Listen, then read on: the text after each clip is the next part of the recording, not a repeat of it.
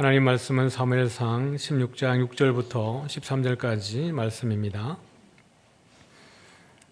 사무엘상 16장 6절부터 13절까지 말씀인데요. 제가 6절을 읽겠습니다. 그들이 오매 사무엘이 엘리압을 보고 마음에 이르기를 여호와의 기름 부으실 자가 과연 주님 앞에 있도다 하였더니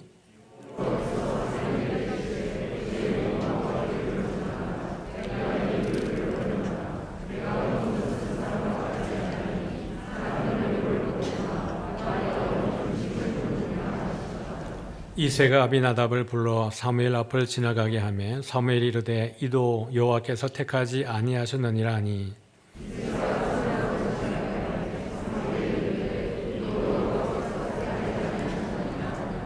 이새가 그의 아들 일곱을 다 사무엘 앞으로 지나가게 하나 사무엘이 이새에게 이르되 여호와께서 이들을 택하지 아니하셨느니라 하고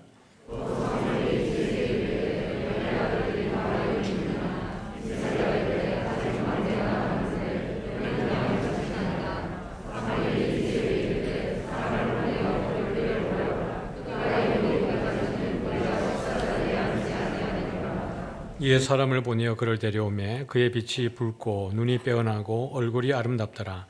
여호와께서 이르시되 이가 그니 일어나 기름을 부어라 하시는지나 사무엘이 기름 뿔병을 가져다가 그의 형제 중에서 그에게 부었더니 이날 이후로 다윗이 여호와의 영에게 크게 감동되니라. 사무엘이 떠나서 라마로 가니라. 아멘. 한 주간 평안하셨죠? 네, 저희들은 또 화요일마다 전도를 나가고 있습니다. 이번 주에는 아마 낙심자들을 많이 만난 것 같습니다. 우리 성도님들이요. 저는 또 이제 스폰 가서 전도를 계속 하고 있는데, 그분들도 만나서 위로하고 또 마음에 불편한 이들을 또 만났을 때 그들을 또 이렇게 복음 전하고 또 한 주 그렇게 화요일 날 전도했습니다. 계속 기도해 주시고요. 또 여러분 일상 가운데에도 우리 모두가 전도자가 되었으면 좋겠습니다. 복음의 전도자, 증인이 되기를 축복하고요. 그렇게 담대하게 주의 말씀을 전가할 때에 또 하나님이 여러분 가운데 지혜를 주시는 것들도 여러분들이 많이 경험하면 좋겠습니다. 오늘 말씀은 사울이 이제 버림받고 하나님이 한 사람을 왕으로 세우는 그 과정을 우리에게 소개를 하고 있는데요. 말씀 제목이 낭중지추입니다. 낭중지추, 주머니 안에 있는 송곳이라는 뜻입니다. 여러분 주머니 안에다가 큰 송곳을 딱 집어넣으면 어떻게 되어져요? 찔리겠죠. 아프기도 하고 끄집어낼 때 힘들기도 하고 결국 이것이 주머니를 뚫고 삐집어져 나오겠죠. 아주 탁월한 능력을 가진 사람은 언제든지 반드시 드러나게 되어져 있다라는 의미, 탁월한 사람은 숨겨지지 않는다는 의미에서 쓸 때의 낭중지추라는 단어를 이렇게 씁니다. 오늘 그런 한 사람에게 저희들이 초점을 맞추어서 또 말씀을 함께 보도록 하죠. 1절에 보니까 하나님이 사울을 이미 버렸다 이렇게 말씀을 하셨어요. 이것은 사울이 한두 가지 좀 잘못했는데 하나님의 마음에 들지 않아가지고 하나님이 땡강 짜는 게 아니고요. 하나님이 오랫동안 사울을 지켜보는 가운데에 그 마음 속에 이미 사울을 그 왕의 자리에서 내리기로 작정하셨음을 이야기합니다. 그것은 사울이 왕이 되고 난 이후에 그의 행적을 보면 잘 알 수 있죠. 하나님의 뜻을 구하기보다는 모든 순간에 자기의 의사대로 자기의 의지대로 또 자기를 드러내기 위해서 모든 일들을 한 것을 볼 수가 있죠. 그리고 결국 하나님의 말씀을 버렸기 때문에 하나님을 경외하지 않고 하나님의 말씀을 버렸기 때문에 하나님께서도 사울을 버렸다라고 이야기를 하셨습니다.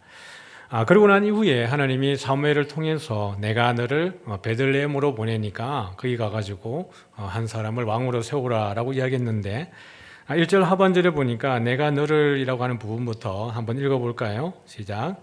내가 너를 베들레헴 사람 이새에게로 보내리니 이는 내가 그의 아들 중에서 보았느니라 하시는지라. 그러니까 여러분 하나님은 다 보고 계세요.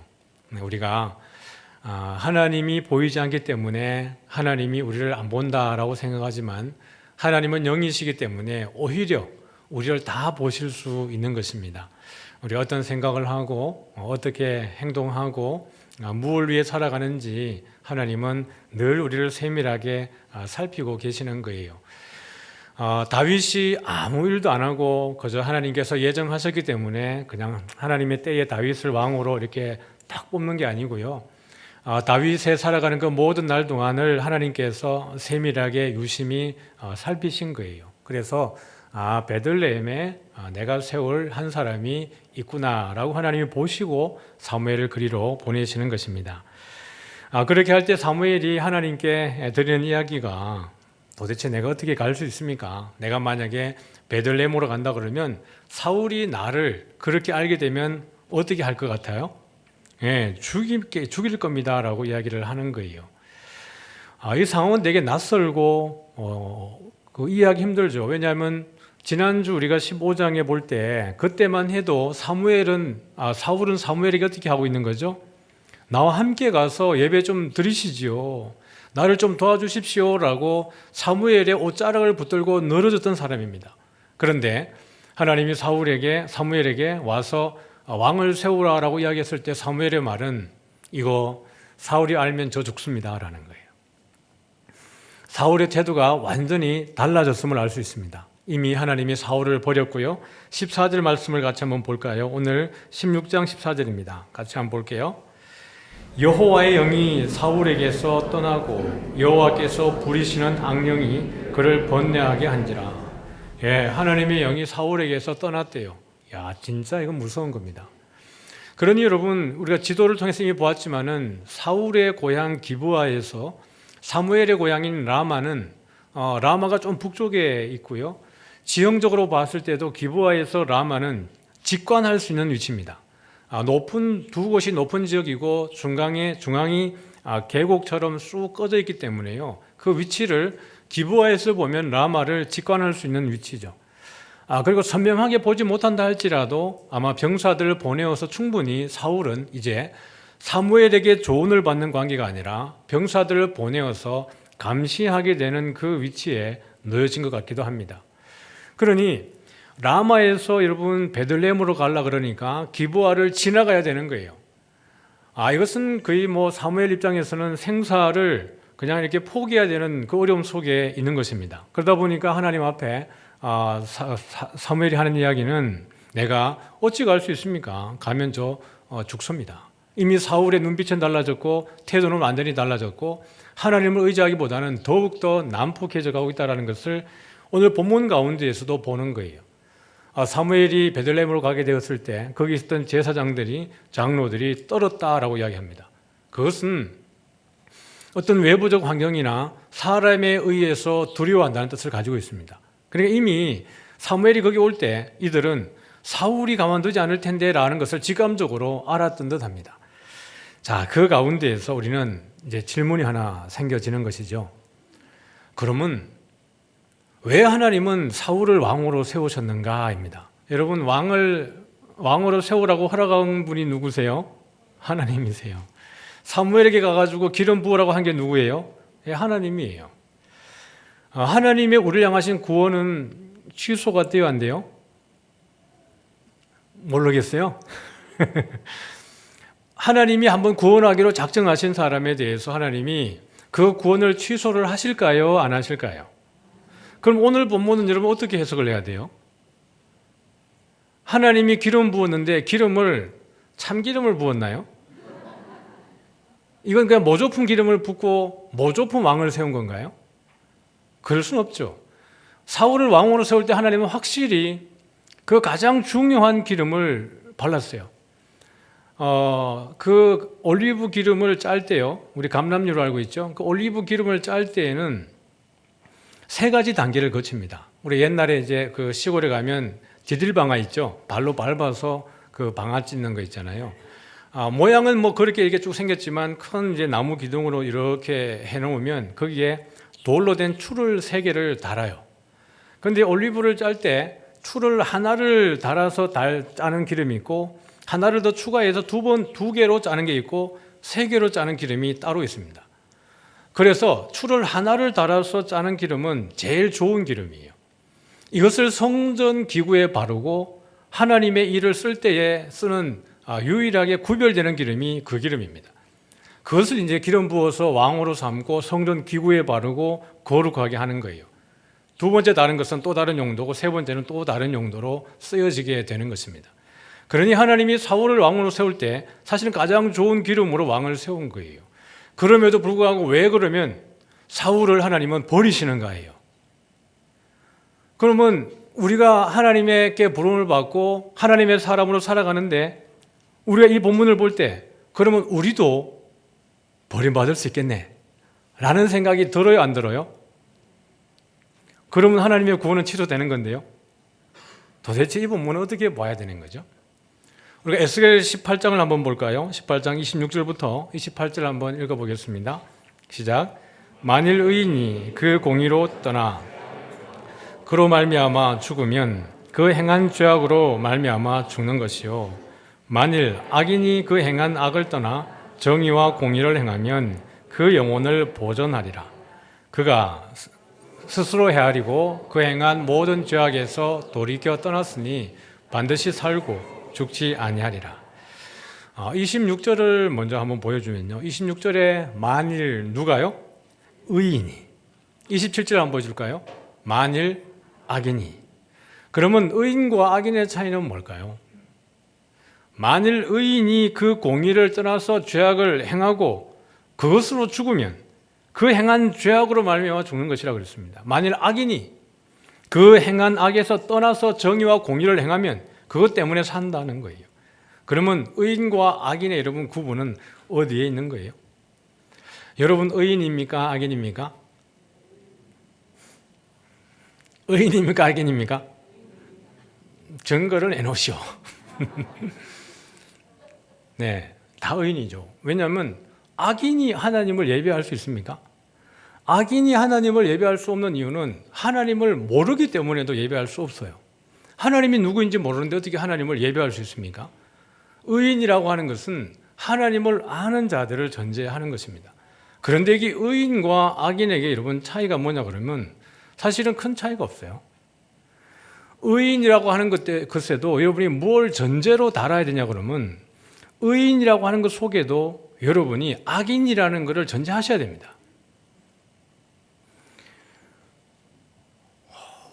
어렵도다. 의라고 하는 것은 관계적인 용어입니다. 여러분이 홀로 무인도에 있을 때 거기에서 여러분이 뭘 해도 그것은 옳아요. 혼자 있을 때 여러분이 개를 때려 죽이든 목을 졸라 죽이든 그걸 판단할 수 있는 사람은 누구밖에 없어요? 자기밖에 없어요. 그건 그냥 혼자 하면 모든 게 다 옳아요. 근데 관계가 딱 맺어주는 순간 옳고 그름의 기준이 생겨지기 시작합니다. 내가 하는 것에 대해서 옳다 그르다는 내가 판단해요? 상대방이 판단해요? 누가 판단해요? 상대방이 판단하는 거예요. 내 행동이 옳은지 아닌지. 더 많은 사람들이 생겨졌을 때 나의 행위에 대해서 옳고 그름은 누가 판단해요? 더 많은 사람이 판단하게 되어져 있어요. 나의 악인됨과 나의 의인됨에 대해서 그것을 판단하는 것은 누구라는 거예요? 하나님이에요. 천지를 지으신 모든 만물을 지으시고 마지막에 모든 것을 판결하고 재판의 최종적인 결정을 내리시는 그분이 우리에게 뭐라 그러냐 그러면 너는 옳다라는 거예요. 그래서 우리가 의인인 줄 믿으시길 바랍니다. 우리의 의로움에 대한 그 근거는 하나님과의 관계 속에 있습니다. 하나님이 우리를 이렇게 다 보호해 주시는 거예요.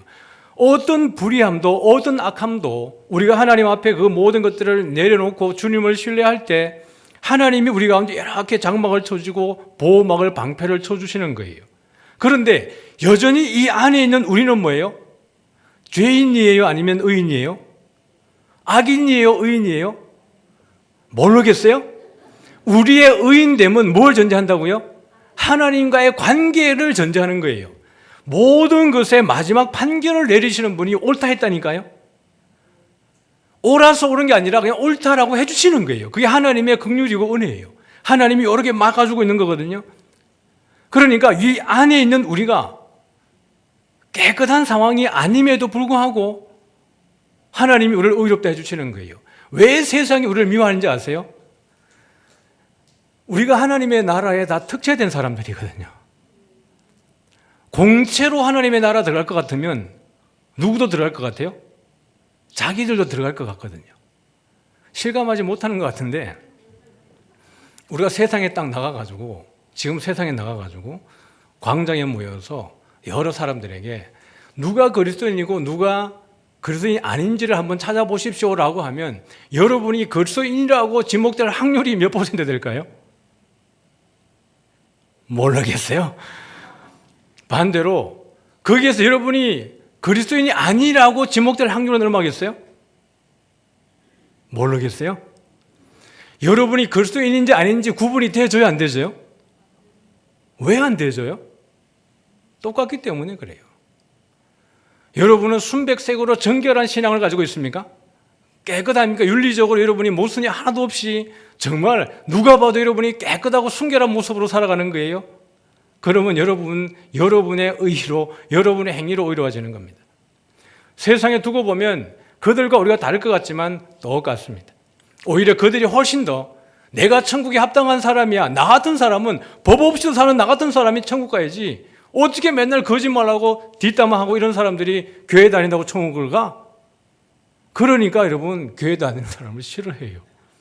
왜요? 우리는 하나님의 나라의 특채를 입었고 하나님 나라 가는 거니까요. 인정하십니까? 우리의 의로워짐은 우리의 어떠함이 아니라 하나님이 거저 주시는 그 은혜에 의해서 우리가 의로워지는 거예요. 그러니 내가 의인이라 그래서 뭔가 특별한 내 안의 변화를 가져야만 의인이 되는 게 아니라 내가 예수님을 나의 구주로 고백할 때 우리의 공로 없이 하나님의 기뻐하시는 뜻대로 우리가 의인이 되는 줄 믿으시길 바랍니다. 그러니 우리의 악이라고 하는 것은 그저 우리의 본성이 저지르는 죄일 뿐입니다. 하나님의 긍휼을 입지 않으면 여전히 우리는 지옥에 들어갈 존재라는 것을 잊어서는 안 되는 거예요. 사울이 하나님에게 기름을 부었다 그래서 사울의 모든 것이 죄악이 다 사라지고 죄는 근처에도 올 수 없는 것이 아니에요. 왜 천사는 타락을 하는 걸까요? 왜 아담과 하와는 왜 타락을 하게 되는 걸까요? 그들이 그것을 선택할 수 있도록 하나님이 열어두셨기 때문에 그렇습니다. 그러니 여러분, 사울이 그 가운데 버림을 받는 것은 자기의 행위의 열매를 먹는 것입니다. 하나님이 은혜로 긍휼을 우리에게 이 하나님의 긍휼을 덮어주시고 너는 내 것이야, 내가 너를 보호할 것이야 라고 하심에도 불구하고 하면서 너는 내 말을 지켜야 돼 그러는데 사울은 어떻게 하고 있어요? 모든 하는 것마다 하나님의 보호하심에 밖에서 행동을 하는 거예요. 그것이 하나님을 경외하지 않는 것이고 하나님의 말씀을 멸시하는 거예요. 바울도 그 얘기를 하는 거거든요. 우리는 행한 대로 심판을 받는다 그랬어요. 우리가 이 땅에서 주를 위해서 열심히 충성할 때에 하나님이 우리 모든 성도님들에게 하나님의 상을 줄 줄 믿으시길 바랍니다. 그러나 우리가 주를 믿노라 하고 그렇게 하지 않을 때 우리는 심판으로 나아갈 수밖에 없는 것입니다. 우리가 어떤 자격증을 따듯이 공로로 의로워지는 게 절대 아니에요. 아무 공로 없어도 그냥 우리가 매번 똑같은 죄를 지어도 우리의 그 나약함이 연약함이 하나님 앞에 무릎 꿇게 하고 그렇게 나아갈 때 하나님이 우리를 끝까지 책임지는 줄 믿으시기를 바랍니다. 하나님의 구원이 여러분, 하나님의 구원이 취소가 돼요, 안 돼요? 안 됩니다. 하나님의 구원은 절대로 취소되지 않습니다. 하나님이 구원하시기로 한 그 사람은 절대로 하나님을 떠나 살 수 없기 때문에 그렇습니다. 인정하십니까?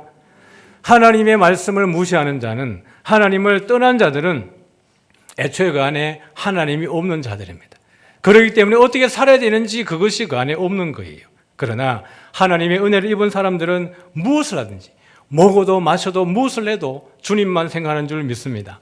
그런 이들에게 절대로 하나님의 구원은 취소되지 않습니다. 여러분이 실수할 수 있어요. 때로는 죄를 지을 수 있어요. 그러나 성령께서 그 마음을 감각하시고 깨닫게 하시고 회개하게 하셔서 결국 다시 그 하나님의 사랑에 머물도록 해주시는 것이거든요. 그러니까 어떤 것도 우리를 하나님의 사랑에서 끊을 수 없도록 하시는 것이 성령 하나님의 은혜입니다. 우리는 이번 사무엘의 태도를 한번 볼까요? 사무엘이 주여 내가 이렇게 되면 사울에게 죽을 수 있습니다 라고 이야기했는데 과연 사무엘의 이 말은 참 사무엘 입장에서 보면 합당한 이야기였을까? 여러분 사무엘이 어떤 사람입니까? 어머니가 그렇게 애가 없을 때 하나님 앞에 간절히 기도했더니 하나님께서 선물로 주신 그 아이가 사무엘입니다. 저절되고 난 이후에 하나님의 성전에서 하나님의 말씀이 희귀하여서 이상 흔히 보이지 않을 때 그에게 음성으로 보여주시고 말씀하시고 함께 하시니가 하나님이고 사무엘입니다. 근데 사무엘이 지금 이 이야기 가운데에 하나님이 보내셨을 때에 하나님 내가 이렇게 하면 자칫 죽을 수 있습니다라는 거예요. 과연 이 표현은 우리 입장에서 볼 때 합당한 표현일까요? 바울은 우리에게 이렇게 고백합니다. 자신의 삶을 이렇게 고백을 해요. 빌립보서 1장 20절과 21절을 한번 보겠습니다. 시작. 나의 간절한 기대와 소망을 따라 아무 일에든지 부끄러워하지 아니하고 지금도 전과 같이 온전히 담대하여 살든지 죽든지 내 몸에서 그리스도가 존귀하게 되게 하려 하나니 이는 내게 사는 것이 그리스도니 죽는 것도 유익함이라. 여러분, 우리에게 죽음은 어떤 의미가 있는 것일까요? 여러분, 죽음이라고 하면, 여러분이 지금 죽는다라고 하면 혹시나 두려운 분들은 계시지 않습니까? 죽는 것이 두렵다. 죽음은 과연 어떻게 될까? 여전히 그 뒤에 대한 궁금함과 불확실함으로 인하여서 죽음이 나에게 공포로 인식되어지는 분들이 있지는 않습니까? 우리가 잘 알고 있는 이어령 교수는 평생을 죽음에 대해서 묵상했습니다. 메멘토 모리라고 하면서 죽음을 기억하라라고 하면서 죽음이 무언가 늘 고민하면서 마지막에는 그 죽음을 아주 의연하게 받아들이고 갔죠. 딸의 간절한 전도와 기도로 예수님을 믿었는데 안타깝게도 그의 신학은 많이 왜곡되어져 있다는 안타까움이 있습니다.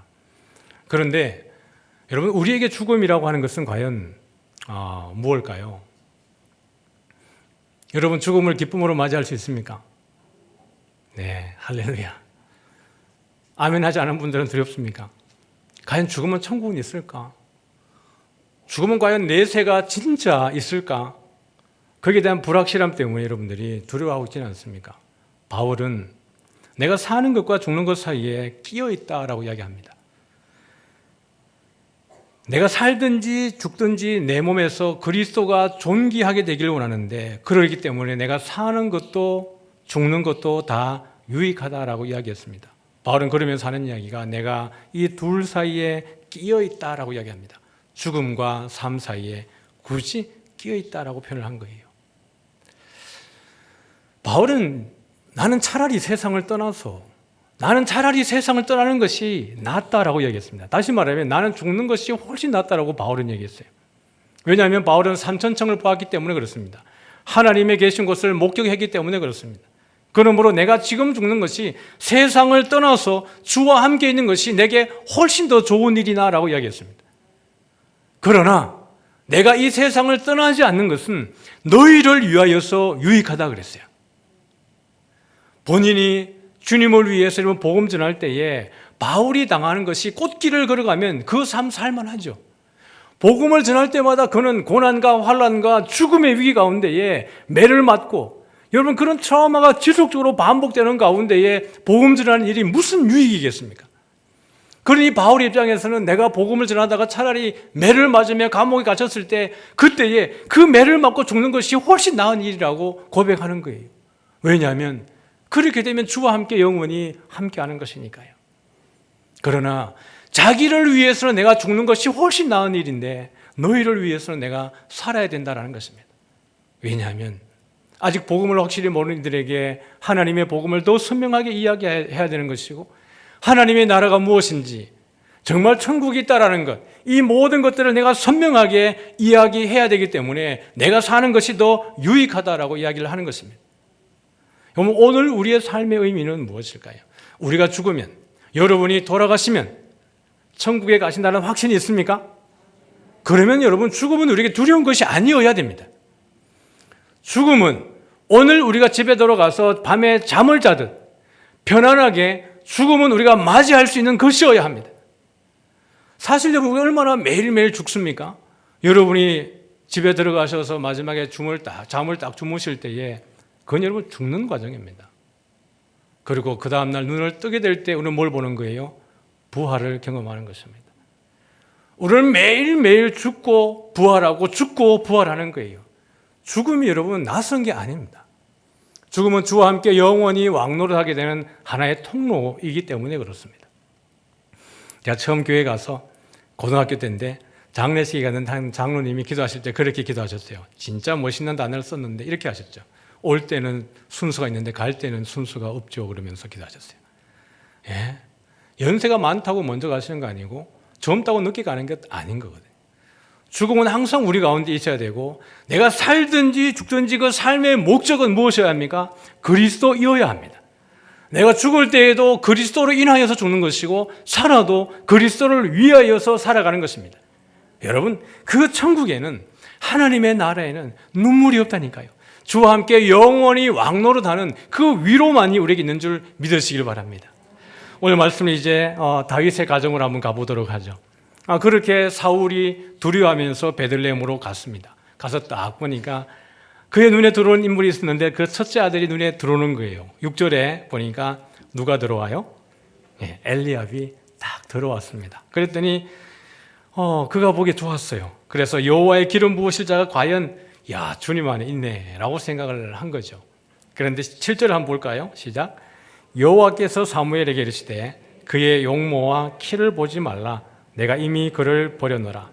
내가 보는 것은 사람과 같지 아니하니 사람은 외모를 보거니와 나 여호와는 중심을 보느니라. 그러면 여러분 여기서 뭘 볼 수 있냐 그러면 적어도 다윗은 용모와 키가 별 볼 일 없었다는 이야기가 되겠죠.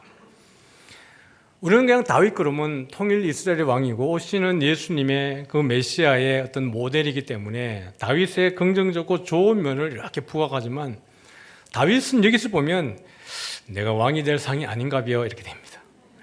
아직 어렸으니까 더 그랬겠죠.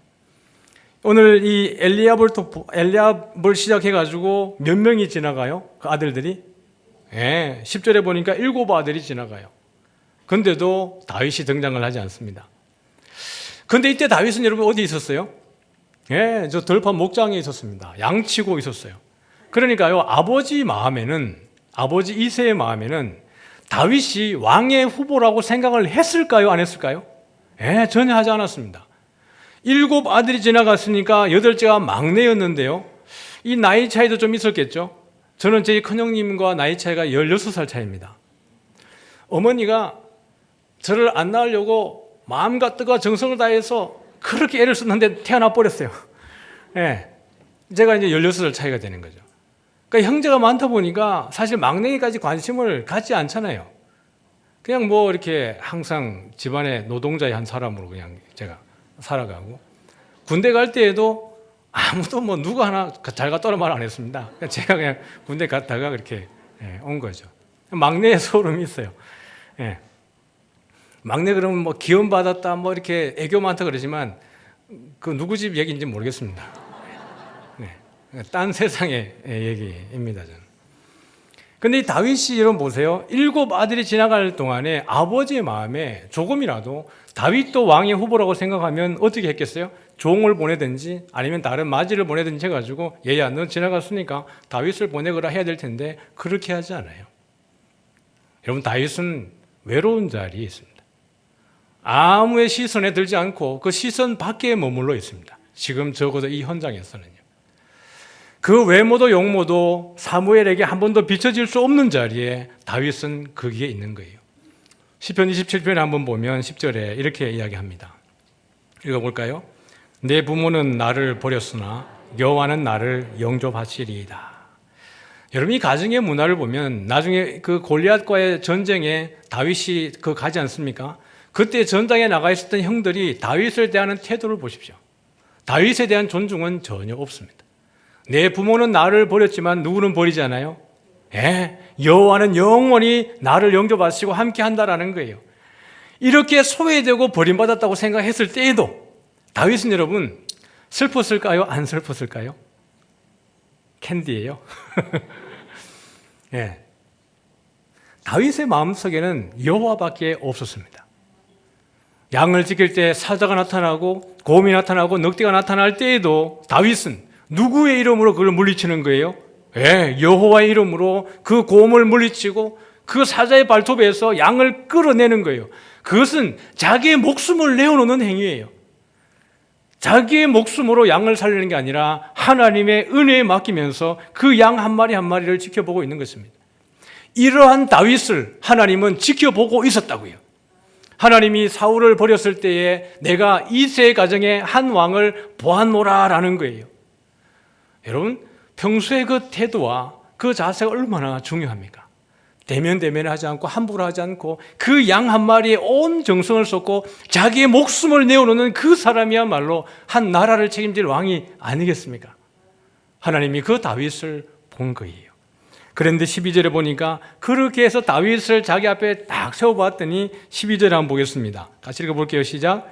이에 사람을 보내어 그를 데려오매 그의 빛이 붉고 눈이 빼어나고 얼굴이 아름답더라. 여호와께서 이르시되 이가 그니 일어나 기름을 부으라 하시는지라. 그의 빛이 붉고 눈이 빼어나고 얼굴이 아름답더라.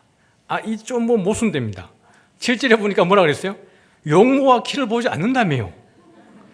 근데 지금 이게 보니까 빛이 붉고 눈이 빼어나고 얼굴이 아름답다는 거예요. 이 빛이 붉다는 것은 혈색이 좋다는 얘기입니다. 얼굴의 피부색이 이렇게 혈색이 좋고 눈이 초롱초롱하고 맑고 그다음에 이 용모가 얼굴이 아름다웠다는 얘기예요. 그러면 7절과 이 말씀이 충돌을 일으키지 않는다면, 충돌을 일으키지 않으려면 적어도 12절의 관점은 누구의 관점일까요? 하나님의 관점입니다. 그냥 객관적으로 보는 입장에서는 용모와 키가 다윗이 얼마나 컸겠어요? 막내였는데요. 큰형과 막내 사이를 보면 아주 이 용모는 아주 왕의 후보로서는 맞지 않았을 겁니다. 그러나 하나님의 마음에 합한 자다라고 사도행전 13장에는 이야기를 해요. 여러분, 예수 믿는 사람들이요, 얼굴에 책임을 져야 됩니다. 삶에 여러분 고통이 없는 사람, 고난 없는 사람이 도대체 누가 있겠습니까? 걱정이 없는 사람이 어디에 있겠습니까? 다 힘들고 고난 가운데 하루하루를 살아갑니다. 어느 누구도 함부로 남의 고난에 대해서 함부로 판단할 수 없어요. 이것이 이 정도는 되어야 고난이지라고 할 수 있는 기준이 여러분 있습니까? 적어도 가족 한 명은 먼저 보내봐야 그게 고난이지라고 말할 수 있습니까? 성적 떨어지는 아이의 고통도 말할 수 없이 큰 고통입니다. 그것 때문에 아이들은 자살하기도 하는 거거든요. 사랑하는 사람들이 헤어지는 그 아픔도 아주 큰 고통입니다. 가족을 보내는 것, 일을 하다 사업이 무너지는 것, 관계적으로 힘든 이 모든 것들이 여러분 고통을 이걸 절대화해가지고 너의 고통은 50점, 나의 고통은 100점이라고 말할 수 있습니까? 아니에요. 모든 고난은, 모든 고통은 그들에게 100% 진실로 아픈 것들입니다. 함부로 말해서는 안 돼요. 너는 그거밖에 안 했으면서 그렇게 한다고 인생을 더 살아봐야 돼? 아니요, 그분이 더 살아봐야 됩니다. 사람은 획일적이지 않습니다. 모든 사람이 느끼는 감정은 다 달라요. 그러니 아프기는 매 한 가지예요. 그럼에도 불구하고 우리의 얼굴빛이 좋아야 되는 이유는 주께서 우리와 함께 하시기 때문입니다. 여러분, 우리가 가서 세상 사람들에게 예수 믿으십시오라고 이야기했는데 우리의 내면이 어둡다면, 우리가 걱정과 근심으로 가득 차 있다 그러면 세상 사람들이 더 행복하게 사는데요? 그렇지 않아요? 마음껏 즐기고 마음껏 죄 짓고 마음껏 누리고 더 행복하게 사는 것처럼 보여요.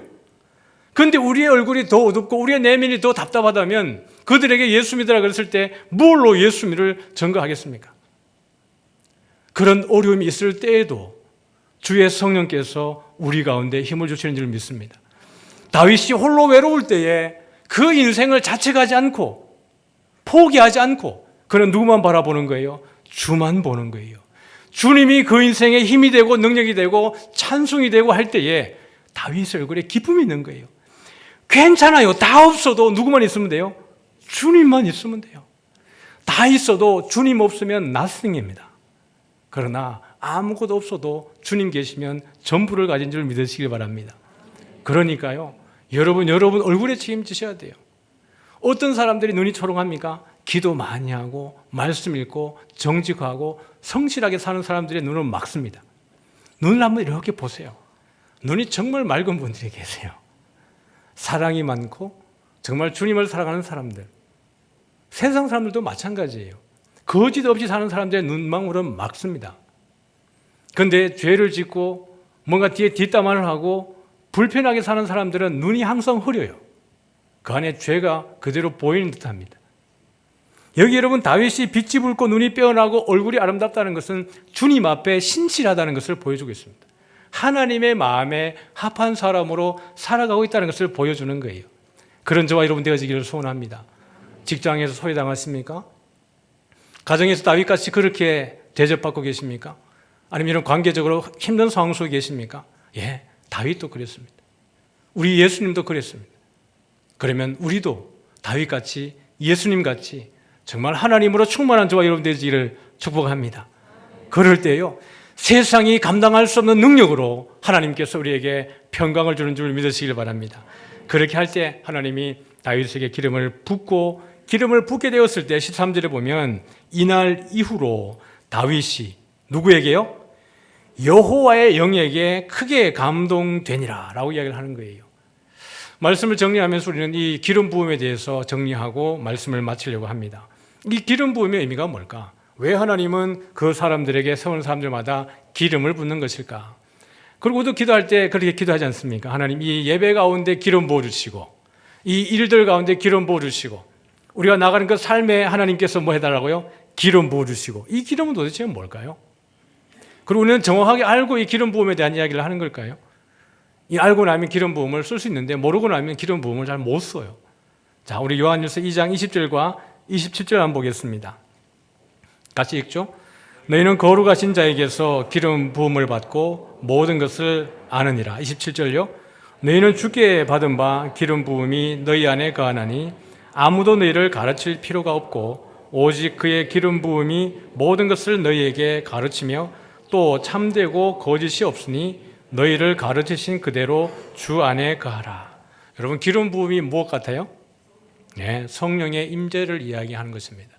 마지막에 말세 때에 적그리스도가 많이 나타나게 될 텐데 그때에 항상 우리가 주변에 교육자를 달고 다니고 뭐 어떤 조력자를 데리고 다닐 수 있는 게 아니기 때문에요. 특별히 초대교회는 더 그러했죠. 그때에 우리를 그런 이단의 세력 가운데에서 적그리스도 가운데에서 지켜주실 분은 누구예요? 네, 하나님입니다. 성령 하나님께서 우리 가운데 임재하게 될 때 우리에게 모든 것을 가르쳐준다고 이야기를 하고 있습니다. 그래서 20절에 보면 너희는 거룩하신 자에게서 기름 부음을 받고 모든 것을 안다라고 하는 것은 성령께서 우리 안에 내주하실 때에 성령이 우리를 어디로 인도하신다고요? 진리에게로 인도하는 줄 믿으시길 바랍니다. 그러므로 이 기름 부음은 성령의 내주하심과 성령의 임재를 나타내는 거예요. 27절에도 보면 너희는 주께 받은 바 기름 부음이 너희 안에 거하나니 아무도 너희를 가르칠 필요가 없고 오직 그의 기름 부음이 모든 것을 너희에게 가르치며 또 참되고 거짓이 없으니. 여러분, 성령이 충만하면 성령께서 저와 여러분을 진리 가운데로 인도하는 줄 믿습니다. 여러분, 사울이 왜 하나님을 떠나게 되는 거예요? 예, 성령을 의지하지 않기 때문입니다. 다시 말하면 하나님을 의지하지 않기 때문에 그가 하나님의 말씀을 멸시하는 거예요. 고린도후서 1장 21절과 22절입니다. 시작. 우리를 너희와 함께 그리스도 안에서 굳건하게 하시고 우리에게 기름을 부으신 이는 하나님이시니 그가 또한 우리에게 인치시고 보증으로 우리 마음에 성령을 주셨느니라. 아멘. 기름 부음은 성령의 임재를 이야기합니다. 하나님, 우리에게 성령의 임재, 성령의 능력으로 역사하여 주옵소서라는 말을 우리가 어떻게 표현을 했다고요? 기름 부어 주옵소서라는 그런 단어를 써왔다라는 것입니다. 말씀을 정리하죠. 낭중지추는 빼어난 사람은 언제든지 반드시 드러나게 돼 있다라는 이야기입니다. 그러면 우리는 항상 세상에 탁월한 사람이 되어야만 되는 것일까요? 오늘 제 메시지는 거기에 있지 않습니다. 세상에 탁월한 지식을 가지고 세상의 능력을 가지고 모든 사람들에게 우리가 그렇게 드러나져야 된다는 걸 말을 하는 게 아닙니다. 누구의 눈에 띄기를 원하는 거예요? 예, 우리 주님의 눈에 낭중지추가 되기를 원하는 것입니다. 여러분, 모든 것이 보이는 것이 다 중요한 것만은 아닙니다. 우리 몸을 봐도 보이는 게 중요하죠. 얼굴이 중요하니까 오늘도 예쁘게 그리고 오시고 또 화장하고 오시고 또 몸도 여러분들이 만들잖아요. 운동하고 몸매를 만드는 거예요. 보이는 게 중요하니까요. 그러나 여러분, 보이지 않는 것 중에 얼마나 중요합니까? 여러분의 장기를 보십시오. 여러분의 장기는 절대로 보이지 않습니다. 그 장기가 보이는 순간 우리는 그게 아프다는 증거예요. 병이라는 증거입니다. 그 혈관 하나하나를 볼 때에 이 혈관이 밖으로 나오게 되면 우리는 죽습니다. 숨겨져 있지만 그 기능들은 너무나 중요한 거예요. 우리가 여러분 반드시 보여져야만 우리가 하나님에게 영광을 돌리고 하나님 일을 하는 것은 아닙니다. 누군가에는 보여지고 누군가에는 보여지지 않지만 그러나 우리의 중심은 항상 주님을 바라보고 이것이 사람에게 보이든지 않든지 간에 우리의 열심과 우리의 충성은 우리 주님이 되어지기를 축복합니다. 하나님은 불꽃 같은 눈동자로 지켜보고 계십니다. 다윗이 왕이 될 그 상이라는 것을 다윗의 예배와 다윗의 삶을 통해서 하나님은 해석하신 거예요. 여러분들이 진실되게 하루하루 살아갈 때에 하나님이 여러분에게 응답하시고 보여주시고 만져주시고 또 믿음으로 승리하게 할 줄 믿습니다. 한 주간 또 믿음으로 승리하시기를 주의 이름으로 축복합니다. 우리 다 같이 나셔서 찬양합니다. 1000번을 불러도